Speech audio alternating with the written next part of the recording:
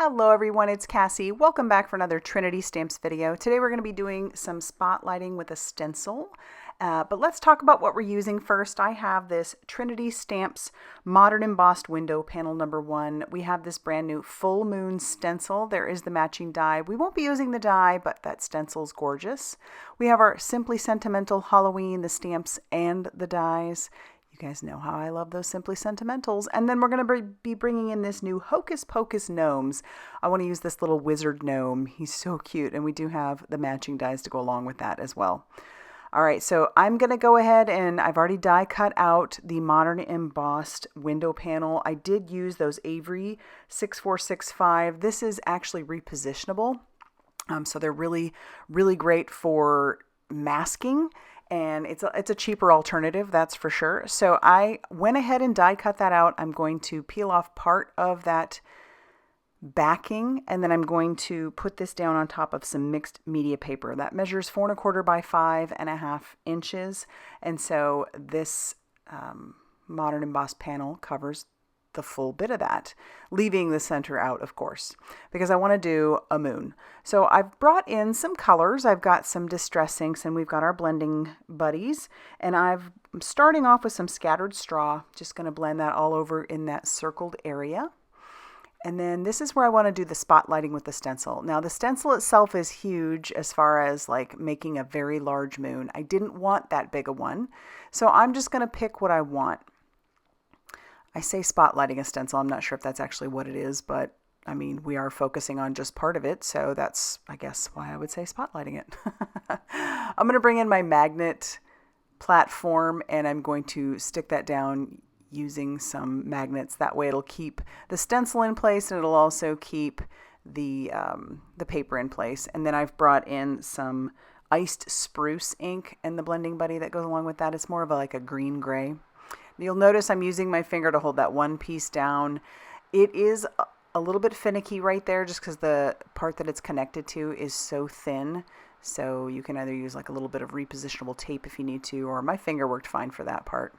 And now I'm going to peel back the stencil and you can see the moon that we are left with. It looks really good. And if I hadn't ripped that masking paper, I could have saved it for something else. But I didn't, so I tore it. I'm trying to put down the circle, and then I realize that ink is probably still a little bit wet, and that's why it's not sticking. So I'm going to go ahead and heat dry that. And once I'm sure that that is good and dry, we will take our masked circle and put that right over the moon, because I want this to be a fairly flat card, at least the background anyway. So you'll see that I have some distress inks on the side. We are going to go from light to dark, and we're going to start with some cracked pistachio. And so I brought in my green blending buddy, and I'm just going around that circle, bringing in that cracked pistachio. It's going to be super light. You'll see it when everything's pulled away. I don't know what it is with this green combo for Halloween cards right now, though. I'm loving it. It's really good and eerie. And then the next color I bring in is Evergreen Bough. And I'm starting on the edges and bringing that in. And I might get a little bit dark on those edges. That's okay. We're going to keep darkening up those edges. But I just want that to blend in to that cracked pistachio.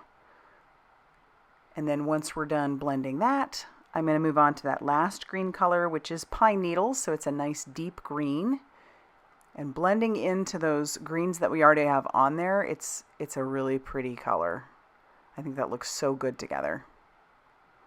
And we're just going to kind of keep that mostly to the edges, of course. All right, love how that looks. I'm going to clean up my mess, and then I'm going to bring in one more color. We're going to bring in the black soot because I do want those edges to be nice and deep. It'll frame up our piece really well. So I'll bring in my black blending buddy, and then I am really sticking right to the edges. I don't want to go in too far. Maybe at the bottom a little bit more, but on the sides and the top, I really want that to stick to just the edges. Oh, that's good and eerie. Love it. All right, so now I'm going to peel back that mask, and you'll see how cool this background looks. But we're going to make it look even cooler by using splatter, of course. So we're going to spatter some of this silver and some gold paint on that background. And I'm sure you have some of that in your stash. All right, so I'm spattering that all over that background. I'm going to show you how that looks. Oh, look at all that shimmery goodness when you hold it to the side. It's fabulous. We'll set that off to the side to dry, and then we'll work on our main piece, which of course is the little gnome wizard. He's so cute. Oh, he makes me think of like hobbits and the Shire, things of that nature. So he just makes me happy. So I'm going to kind of color him up to look a little bit more like one of those characters. And I'm going to put all those colors up on the screen. I did stamp him out using some blackout ink by Ink on 3, and I did do it onto some Express It cardstock. Those are my favorite combinations for alcohol marker coloring. And then I'm using just Olos this time. So his skin tone, we've got our little ORs, and then we'll bring in some yellows for the moon on his little hat, and even go a little bit darker there to be a little bit more dramatic. For the grays, I decided to use some red gray, and it's a little bit different kind of gray, really. I mean, you've got your cool grays and your warm grays, but this one has that undertone of reds to it. Still very gray, obviously, but I love that undertone of the red. And you can really see it when you put it next to the cools and the warms. But I'm going light to dark. Started off with our RG3, RG5, and then we'll bring in some RG6, and of course, blend everything out from there. I had the best time coloring up this little guy. The gnome style is just such a fun style, and I love how it doesn't have to be like garden, it's all of it. Here we have, Halloween. We've seen him for all the different holidays, and I'm here for it. I'm just saying, I'm here for it. He's so cute. And his little hands. It just makes me happy. I just had the best time coloring this. And I know what I'm making is a Halloween card, but I feel like for any of us that are maybe a little bit nerdy and love The Hobbit or love, anything fantasy type like that, this would be a lot of fun to make for one of your friends like that. So I'm already thinking of several people that I could send a card like this to, using him outside of the Halloween world. He's just adorable. All right. Trying to be dramatic with those darker colors and blending out where I can. But I feel like his robe looks pretty good. We're going to stick to those red grays for his gloves. And I'll bring in some RG7, or no, I guess I'm bringing in W7 for that. And then we'll blend that out with our red, but that really adds that darkness to it. And then our last little bit, after we've colored our staff, is to color the little magical piece around his head. But I'm just using browns for the staff. And then for the magical piece around him, after I've blended this out, we're going to use some very light yellows. I just thought that would go well. Considering what our background is, it's those greens. And it's so pretty. All right, so once we're done there, we're going to bring in the matching die. Now, my die is from the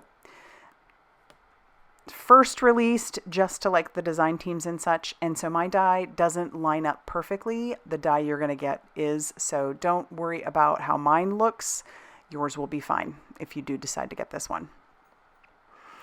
I brought in that Simply Sentimental Halloween, and I decided to bring in some of those words, the have, a, and magical, and I stamped those out and cut that down, and then I'm bringing in the Halloween. So I do like how these Simply Sentimentals, you can get the stamp sets and be just fine with that, or get the dies and be just fine with that if you really wanted to, but I love having both of them because you can mix and match. And I love mixing and matching all of my Simply Sentimentals together. If you start putting those with other sets, you can really come up with some fun sentiments. So now we're going to bring our camera in a little bit closer, and then we will start using our reverse tweezers along with some liquid glue to attach down all of those little letters. And it can be a little bit tedious, I suppose, but this is where those reverse tweezers come in so super handy. Definitely want to have a pair of those in your stash of tools.